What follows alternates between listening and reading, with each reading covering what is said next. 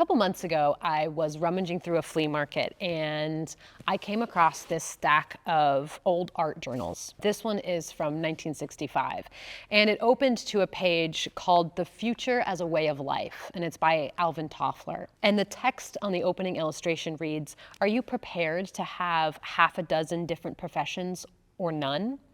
To live in a city of 100,000 or more, to have your brain plugged into a computer, to be perhaps part protoplasm and part transistor? If not, you are already a candidate for future shock."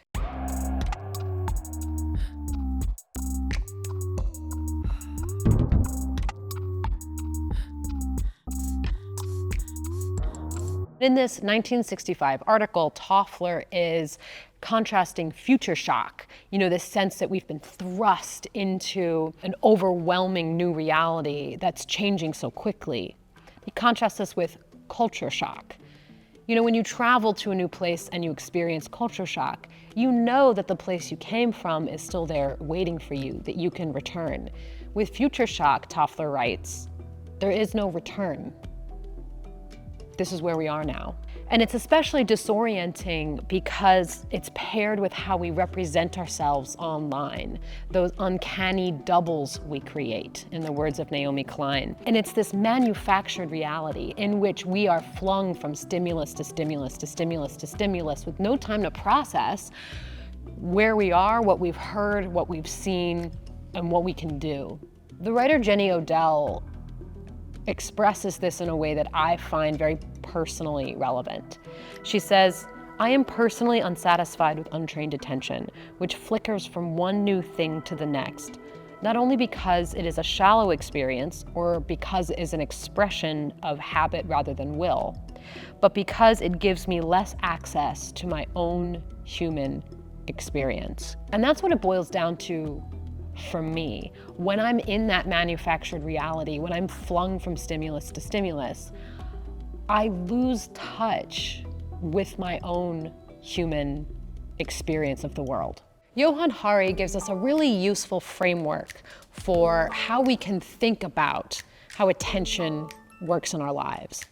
The first form of attention is our spotlight. That is what we're working on in the current moment. What do we want to focus on right now? We can aim our spotlight with our voluntary attention and really focus in on one thing. The second form of attention he talks about is starlight. And starlight is your long-term goals, the things that you would like to accomplish over time. It's called starlight because it works as a navigational aid. Whenever we don't know where to aim our spotlight, we can look up at the stars and follow them to find out, hey, this is where we need to put our attention to work towards those long-term goals. The third type of attention Hari mentions is your daylight. And this is what floods the scene and gives us our sense of ourself and lets us know what long-term goals we want to set in the first place. Hari also talks about stadium lights, and these are the lights by which we see one another. These are the lights that help us recognize other humans in the crowd. The deepest form of distraction is when we lose our daylight. We stop making sense to ourselves. We have no sense of our own story. We can't set any long-term goals because we can't see who we are. You can't find your daylight or your starlight without periods of deep focus and reflection. So let's do a technology relationship assessment. And this is adapted from Johann Hari's book, Stolen Focus. What this will help you do is discover what do we want, not only from these technologies, but also in terms of our larger goals. What are some things in life that we would like to do or to feel? And the second thing it's going to help with is alignment. Is this technology use in alignment with your goals and, again, how you want to live your day-to-day life, how you want to feel, right? Feel free after I ask these questions to pause the video and answer for yourself. The first question is, what are the benefits of this technology? What is it bringing to your life that you both enjoy and also serves what you want? The second thing is, how would you like things to be different? What are some of the challenges that this technology brings into your life? Or do you find yourself reacting to it in a way that you don't think is serving you?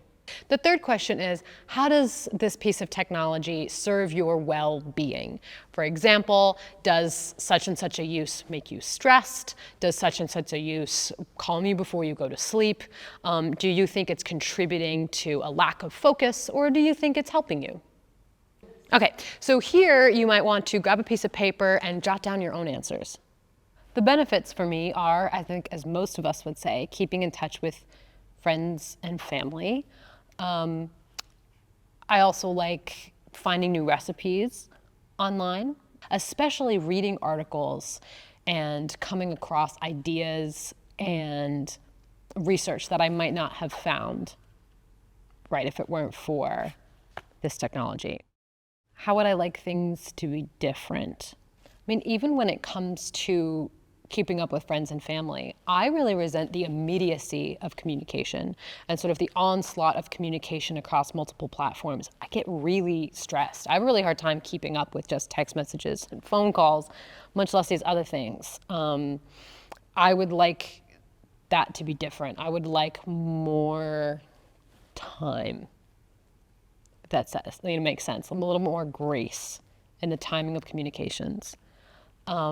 I would like not to be stressed when an email arrives at 8 p.m. with a sense of urgency because I shouldn't be aware of my email at 8 p.m. I would like to not have posts that I see lodge in my brain and make me angry all day long. And how do I think my phone affects my well-being? I definitely think that I get stressed and overwhelmed and anxious, especially when I have to do more than one thing at a time. If I have to reply to someone when I'm also doing something else, or if I need to juggle this and look this, I get really stressed in a way that I don't think I need to be, or I don't need to invite that into my life. I think, the amount that I check my email also adds stress and urgency into my life. That would probably be best if it wasn't there. I also think for me, it's the loss of time. I feel almost sick to my stomach if I see a screen time that's anything over an hour. Because I think of that is my one life, and I've given such a big chunk of it to this thing. And I don't, it's just vanished into the ether. And that really upsets me. So let's say that you have identified a piece of technology or a use of technology that is not serving you in the life that you want. Let's talk about a couple of ways that you might fix that, adjust it. I also want to say this. Not everyone's attention functions in the same way. Neurodivergence allows folks to focus differently. People who are neurodivergent might have different strategies that are more effective for them. But individual differences in attention don't change the reality of the attention economy, whose goal is to ensnare us all. The first is not just to remove that piece of technology or the way that you use it, but to put something else in its place. When we're just suppressing something, right, not doing something, it can leave a void that can be really difficult to navigate. So instead we want to fill that space with something meaningful to you, something that you really want to invest in. When we do that, it's possible for us to find our flow. Flow state is a very specific kind of attention. It is that really satisfying, rich experience of being fully invested in something that matters to you. Now, it's kind of a rare form of attention, right? We can't be in flow state all day, every day. And in fact, most of us in our day-to-day lives don't access flow. Flow is something that happens when we're doing something, maybe an athletic performance or a musical performance or something creative, something that really matters to you. You can find flow by having a clearly defined goal and also That's doing something that's at the edge of your abilities, but not beyond them. So really investing in something that brings you that really rich sense of attentional experience. Obviously, since we can't be in flow all the time, we also want to think about the behavioral architecture of the spaces we live in. Our phones, for example, are deeply invasive technology. They're there all the time. They're very close to us, and they are designed to worm their way into every moment of our lives. So let's think carefully about how we design our spaces, how we design our lives. It's almost like you can think of the current version of you as an adult and the future version of you as a child. You kind of want to child-proof your space for yourself. Here are some ways that I do this personally. I've disabled all notifications on my phone except for phone calls and text messages, and my phone is on silent all the time.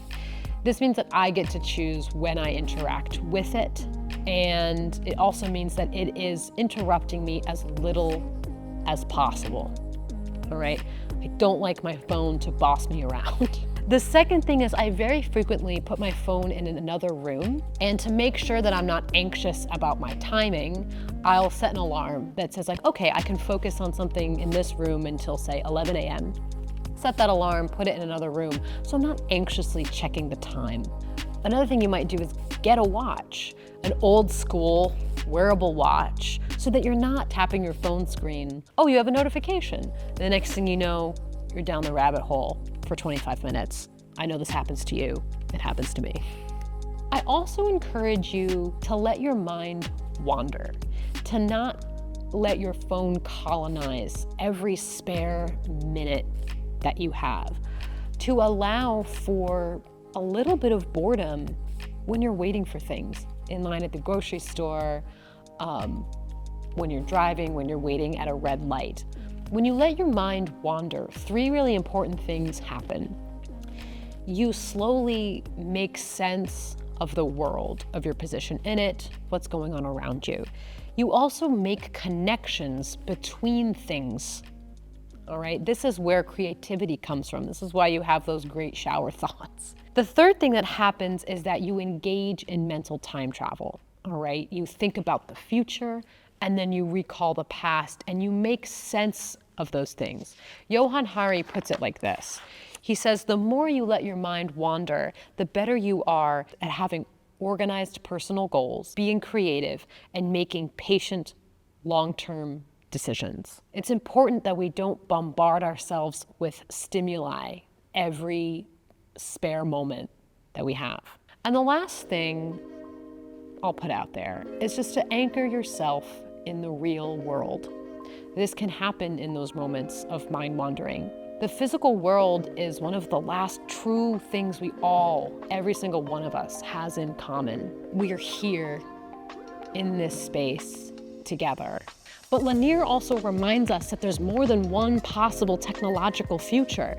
Remember, these are design decisions. This is software engineering, and we can choose to make different decisions. What if these sites and platforms weren't based around predatory advertising practices that mind your attention? What if we got rid of infinite scroll? What if we introduced friction to the process? Right? We added a time delay before a post appeared, so the poster had time to think about what they said and how they said it. What if we added a few additional clicks before you could like, reply, or repost something? One study from 2020 found that each additional click required to share false news led to a substantial reduction of users wanting to share that information. It can all slow down. We can all choose to slow down. So I have 3 ideas for you as you are, attempting to change your relationship with these technologies. The first is to do one thing at a time. In moments of boredom, our brain actually does really powerful, really amazing things.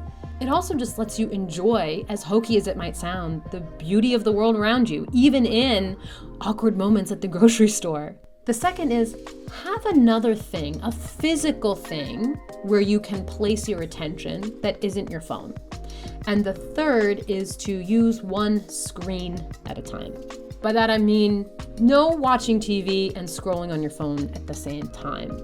or no doing work on your computer while the television is on in the background. Every time we switch between tasks, our brains erase what we're currently doing and then have to reload essentially the new program for the new task.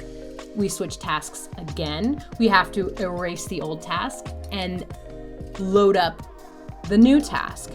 When we rewrite these tasks every time, it's demanding more and more cognitive resources from us.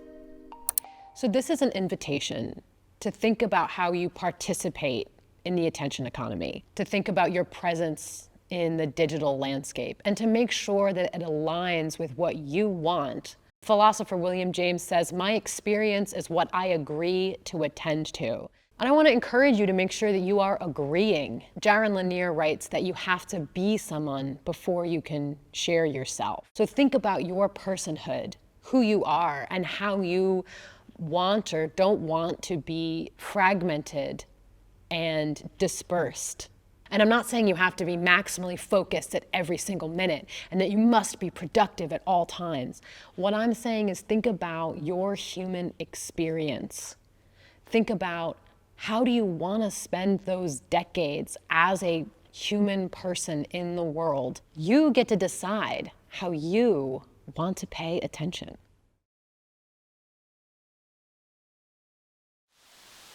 Do you have things you do to protect your time and attention? I'd love to hear your ideas and strategies and keep this conversation going. Thanks for joining me on this journey through the attention economy.